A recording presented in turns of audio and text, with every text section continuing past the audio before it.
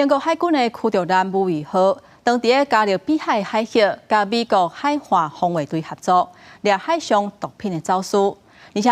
因嘛到清理海警的粪扫。除了做环保以外，嘛互海龟上花生卵的时阵，袂去食到塑胶粪扫。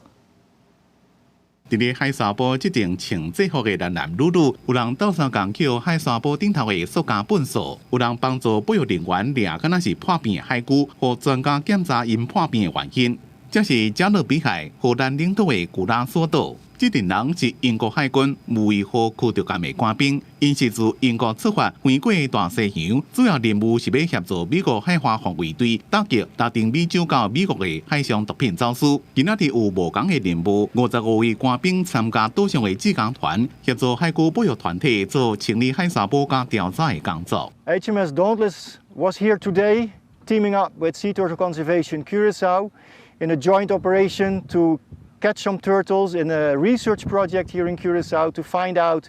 the causes of diseases on the turtles here, the turtle population. It was a great collaboration, some cleanup activities, turtle catching, turtle checking, so a great insight in what conservation means. 英国海军即马是有伫咧设一项叫做“一动挑战”的活动，主要是要互各军舰的官兵伫咧执行任务的海峡，协助沿海国家清海沙坡的粪扫。每一台军舰的目标是一动。即便伫咧古拉索岛参加公益活动，一天落来，官兵因总共捡200公斤的粪扫。当地保育人员讲，这片海沙坡是海龟会来遮生卵、炭后代重要所在。尤其若是乱弹塑胶粪扫，包括塑胶鹿啊、管啊、杆啊，常常互上坏的海龟食的腹肚内，这也是造成海龟破片的原因。对一寡遮尔远来的英国海军会当来斗相共，保育团体拢感觉真欢喜。伫咧结束一天的保育志工活动了，武夷号的官兵将会登去船顶，继续因协助打击海上毒品走私的任务。